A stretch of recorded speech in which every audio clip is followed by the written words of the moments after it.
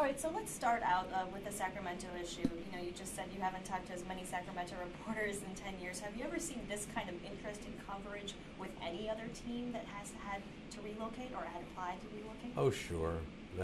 There's always heightened interest when a team appears to be on the way out of town. And what is the NBA's philosophy in general when it comes to relocating teams? Clearly, there is a disparate, there's a gulf in terms of economic opportunity between Anaheim and Northern California. But overall, what is the league's philosophy? Well, our philosophy is we like to stay where we are. We ask fans to make commitments, and we consider it a failure of types if we have to move. That said, if the economic climate is impossible or if the building situation is untenable without any prospect for improvement, then we have made exceptions to that and voted to move teams. How much of the difficulty in Sacramento, in your opinion, is related to the inability of the municipality and of the team to get a new arena versus just a down economy right now in that part of the world? Well, we think it's a difficult subject because Sacramento does have a almost 13% unemployment rate. But at the outset, this is more arena generated, together with a declining economic base, but it's much more arena oriented. Do you feel that the committee was impressed with Mayor Johnson's feasibility study and his promises that they could get an arena? Well, I think it was more a combination of his fundamental belief that they could now do it, the time was ripe, and he could improve the economic performance while they were waiting. And so we're going to do a little more studying there. And final last two questions about the economic performance of the league.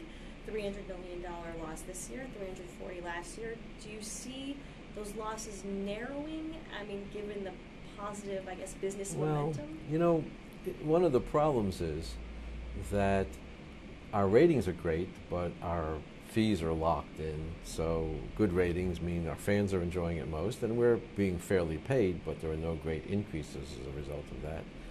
And number two, if we take in $200 million more, which is a lot, let's say, and you pay out 57% of that in salaries, and some significant percentage to raise it, then you're left with, of the $200 million, you're probably left with 25 or 30 or even $40 million. And so increased revenues against a requirement, you pay 57% of them and you pay all the expenses, doesn't move the needle in the way that you would hope. Did any of the new proposal, the new CBA proposal, change given what the numbers were from this season? You know, I don't even want to comment on that because I think Peter Holt, the chairman of the Labor Relations Committee, is going to decide what the final contours of that proposal are, together with the Labor Relations Committee. Great. And finally here, what is the league saying to sponsors and marketers, those kinds of sort of corporate partners, to either reassure them that it'll be business as usual at some point, or to minimize the hit, in other words? Well, all we can do is tell them the truth, that we would reassure them that management is about as focused as you can possibly be on getting a new deal done, and we'll make every effort to do that.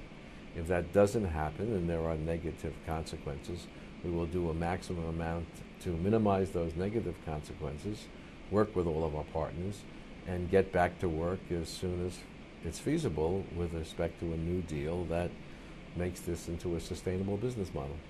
Great. Thanks so much. Thank you very much.